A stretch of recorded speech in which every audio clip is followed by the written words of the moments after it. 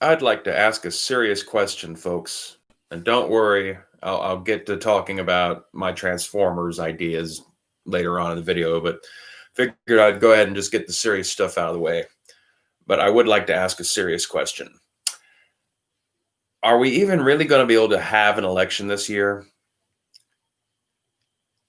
I mean, think about it. No matter who wins, they're going to be accused of cheating, and their election is going to be treated as entirely illegitimate. So, what's the point of even having an election at all? I don't really know what the hell we're supposed to do. Um, it'd be great if the Democrats would somehow come to their senses and like throw Andrew Yang in there at the last second over Joe Biden. Because I would say the last few months kind of showed that Andrew Yang was probably the best prepared out of the whole lot in terms of being able to face the weird stuff that was on the horizon. He called a lot of it, but the second the internet started like him, Andrew Yang gets accused of being alt-right and kicked out the door. And it's weird how they treat Tulsi Gabbard, but she is a senator, and unfortunately she does have that senatorial way of speaking, that kind of lawyer talk that professional politicians engage in. And that it seems to just, they turn into, Elizabeth Warren used to be cool back before she got elected to office, but back when she was just some lawyer lady who would pop up on MSNBC in the afternoons and talk, she seemed fine back then. But a couple years in office and she talks in that circular fashion that politicians use, where they're never actually saying anything and they're constantly absolving themselves of being responsible for whatever it is they've done. And it's really unattractive. It might be like one of the best things Trump has going for him. And Yang had that too, because he's not really a politician. He's a businessman, and he certainly, I would notice he managed to slip in hints about, his documentary on Netflix and stuff. I mean, he's trying to get what he can out of being thrust into the limelight like anybody would. I can't blame him for it. But man, it'd be nice if he was there right now. Because right now, I guess my only hope is that maybe Jesse Ventura would run for Green Party for real. And that's not just something he's nosing around at and never actually pulls the trigger on. I don't know if there's any seriousness there to do it. I think as a dark horse candidate, like if there is a moment in American history where people need to like realize that like this is the time to stop playing with both of these parties, now might be the time. And Jesse Ventura has enough kind of cross the aisle appeal, hopefully, that he might be able to pull it off, but that's a low likelihood. I would still say ignore polls. Polls, by their very nature, are lies. They're entirely designed to lead the audience by suggesting that the majority of the group that you've selected as your faction of choice believes this. So if you want to be able to uphold yourself as a good member of your selected group of choice, then you have to go along with what the majority of the people in this poll say. But polls come from very small sample size, and the psychology of the people who are even willing to indulge in polls plays a good chunk on the kind of answers you get out of it. And then there's also the way that the poll questions are framed on the end that they're being asked, and then how those questions are reworded when the data results are being handed to audiences on the news. So don't trust polls. You can predict the election just based on a couple of simple ground rules. Just by looking at where the two voting blocks live distributed across the countries, i.e. liberals live in the densely populated cities, Republicans live spread out across the countryside. The reason why Trump was able to win wasn't really because Trump had any great movement behind him or anything. He was able to win because Hillary was a lousy candidate, and the Democrat Party had took the wind out of the sails of the candidate in 2016 that actually had the wind behind him. That was Bernie Sanders. Democrats can win if they have a candidate that people can be excited about. But if they're just being asked to vote for the sake of the other guy's bad, they don't tend to show up. My analogy is there's two concerts playing in your town, and you're going to go see one of them no matter what, but you don't like either. But yeah, one of them's Megadeth and one of them is Metallica, and you really can't stand Metallica. So you're going to go to Megadeth as a way of protesting Metallica. Yeah, most people, like, if you don't like either of those bands, then you would probably stay home. And then you might bitch about the Metallica concert on the TV later. But that's a problem that Democrats have. And once again, they've taken the wind out of their sails with this entire like primary farce. It was already a farce before this unusual string of coincidental events have like come down the pipeline over the last couple of months. But the way everyone just conveniently quit the day before Super Tuesday, after they had seen polling data that no one was going to be able to get to the convention with the proper amount of delegates as they were now. They're going to be so evenly distributed amongst the fucking 85 candidates they were running. You know, for a long time, I couldn't figure out what the whole angle was of why they were running their candidates 2 years ahead of the election. Like, that seemed kind of silly. Like, it's way too early to be doing this. Even with this big field of people that you wanted to winnow down, it like they were using results from polls and results from, you know, debates that barely anybody watched as excuses to knock people out of the race when no one had actually voted at all. Months before any of the actual primary votes started, the candidates were already being knocked out before anyone had a chance to actually say what they actually honestly thought about them. It's just all awful suspicious. Buttigieg actually this time around was the one that had the wind in his sails. He was the one that was like the surprise out the gate guy who was doing well. It wasn't really Sanders. Sanders, I kind of view as I really feel like in a way he's controlled opposition. You don't let a revolutionary leader be the runner up in your party. So, you know, but controlled opposition is entirely how I view Sanders. They to use him to like scare the conservative liberals somehow into sticking with them somehow instead of flipping over to Trump because they're still presenting a moderate centrist Democrat, quote unquote, by not taking Sanders and going with Biden instead. I don't know exactly what the angle was there, but there's certainly some thought and tactics that went in behind this. One of those things I guess by the letter of the law, it's not cheating, but man, it's awful suspicious. It's awful suspicious. And I guess one won't really know what the truth of it is unless Biden were to get elected. But anyway, for all these reasons, Biden's not got a lot of zazz behind him. You know, people might really can't stand Trump on the left. They really, really hate him. But they still got to go to that damn Megadeth concert to prove it. And in the cities, that's not a bad analogy because, you know, it's congested. People typically aren't very clear on where they have to go to vote. And even if there are, there's going to be long, extensive lines. And I can already smell intimidation tactics in our future when election season does roll up and fall. Hopefully I'm wrong, but I can just call it a little armchair prognostication on my own part. But there's a lot of factors depressing the Democrat vote, a lot. Whereas people out in the countryside, in order for them to vote, they just have to go to the very same schools, churches, and you know, grocery stores that they go to at least once a week anyway, if not more. It's easy for them to just walk in and out. They don't have the big congestion, the big lines. And as much as there is this weird thing where liberals and the left really like talking about, you know, the social contract, in a weird way, Republicans seem to be a lot more civic minded. They do seem to be more like, you know, locked into we're going to vote and then they vote. Whereas Democrats like to talk about it, but a lot of them waffle out if the conditions just aren't right.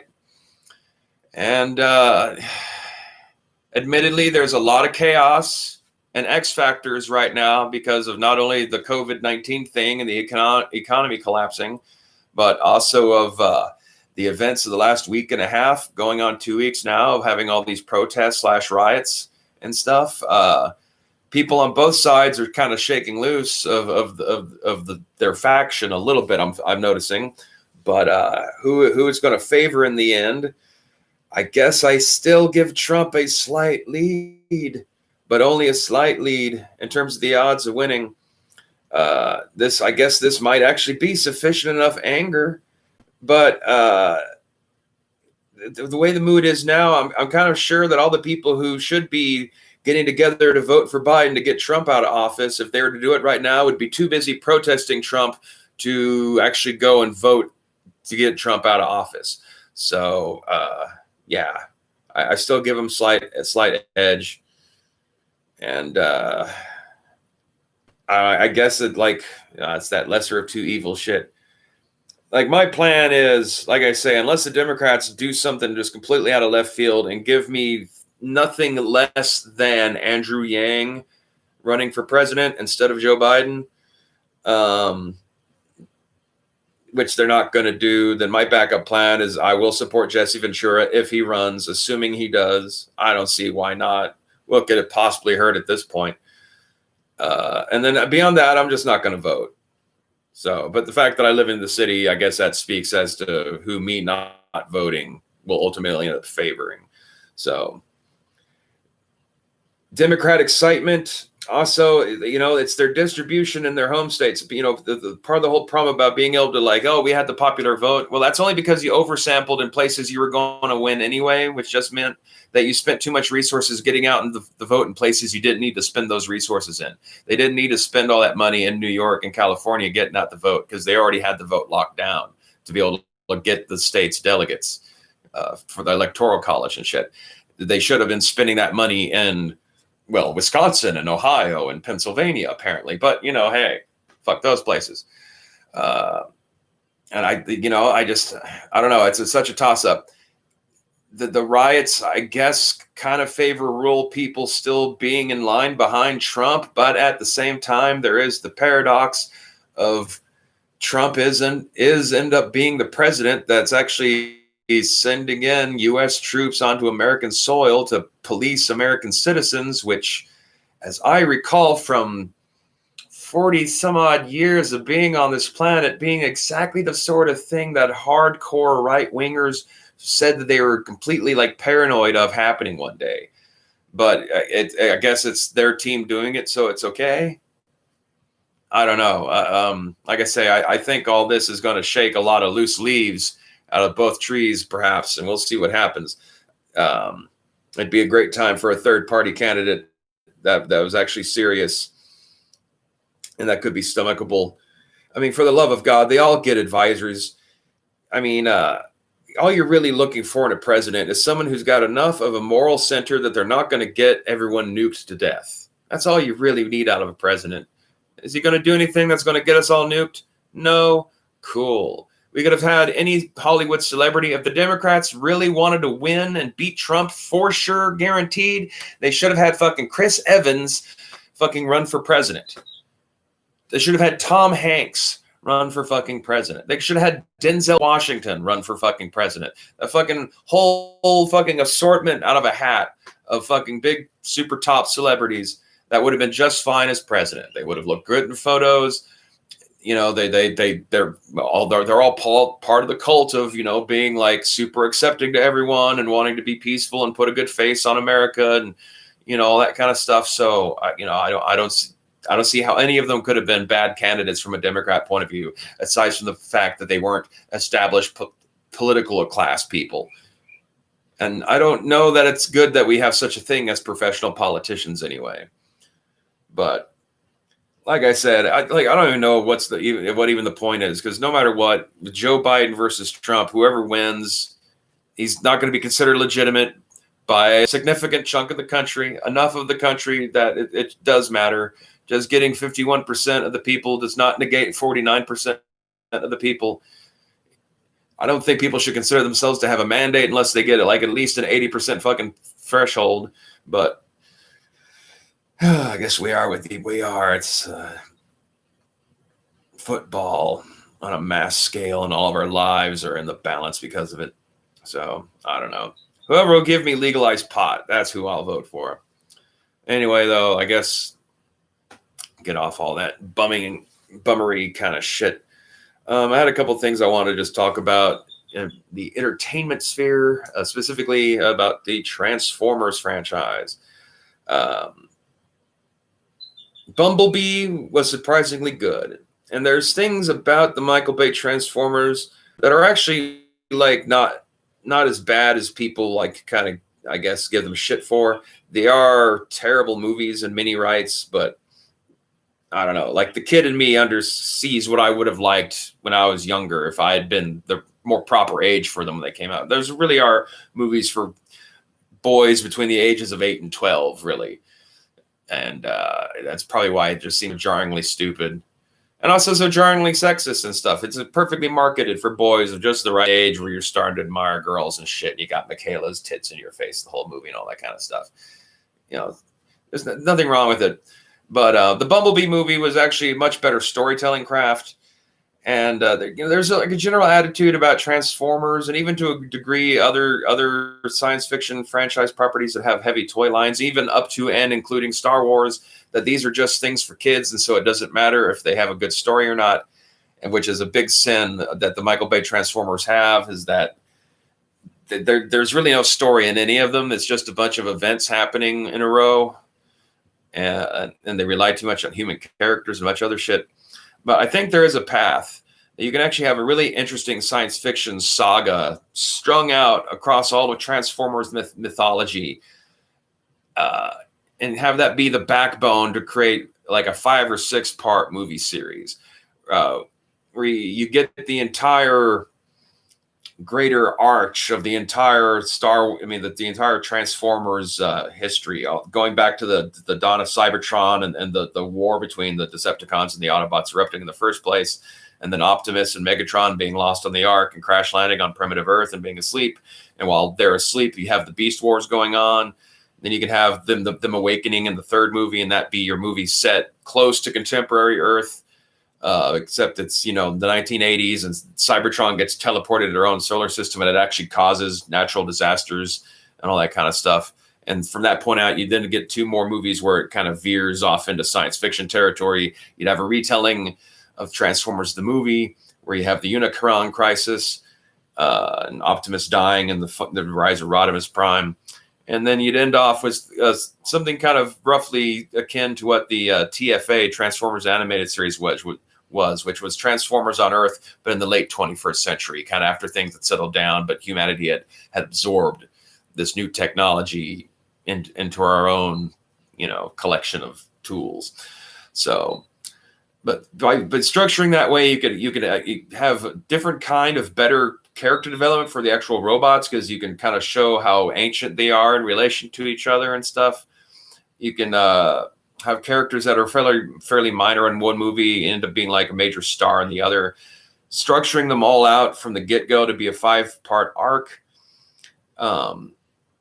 allows you to like retro fix things that evolved in the course of Transformers lore, just growing out of the cartoon series as they were made over the years. Go back and kind of fix things so that Rodimus Prime is set up earlier on than just at the last second before he becomes leader.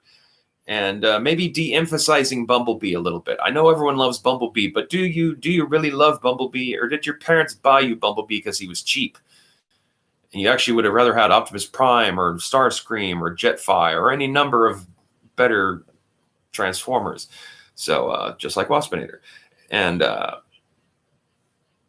I don't know, like you could have Bumblebee start off as a character in Beast Wars and have him be partnered up with Waspinator, because in some of the lore they are considered to be kind of offshoots of each other, because you know how some Transformers are paired, except at one point they split off to different teams. But maybe have Bumblebee have actually started off as a Predacon, but then in the course of the Beast Wars he ends up becoming a protector of the Ark and ends up going to sleep in the Ark himself, and so that when the Ark is resurrected, Bumblebee also gets reassembled as all the other Transformers get reawakened too.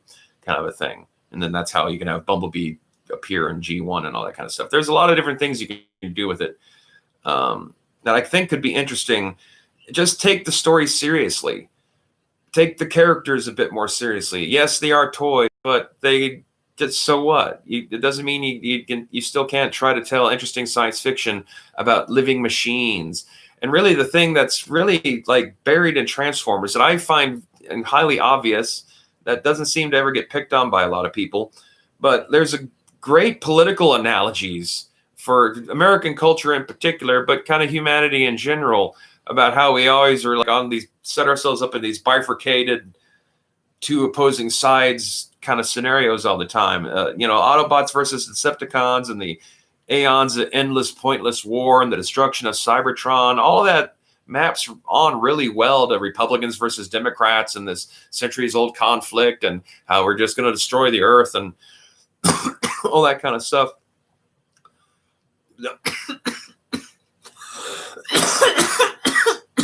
I guess I'm going to have to edit that out. Don't want anyone thinking I got coronavirus. And I didn't just smoke a bowl before recording this.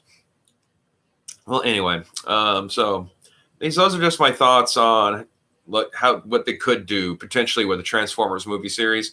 I know that they, right before the coronavirus started, there had been news that they're going into early pre-development to figure out potentially a live-action Beast Wars movie, which, great, that would be awesome. That would give my channel so much accidental growth, just because if they do a Beast Wars movie, they have to have Waspinator in it, and then people would be looking up Waspinator, and they'd see me, and then I get some attention, and then Hasbro would sue me for calling myself King Waspinator. So remember to subscribe to Immortan Josh down there below, and hit the bell so that you have a Pavlovian response every time I upload a video. And I don't want you to hit thumbs up. That's like, it's very basic, bitch. Go with the thumbs down. I'll know what you're saying. I know you hate it for all the right reasons.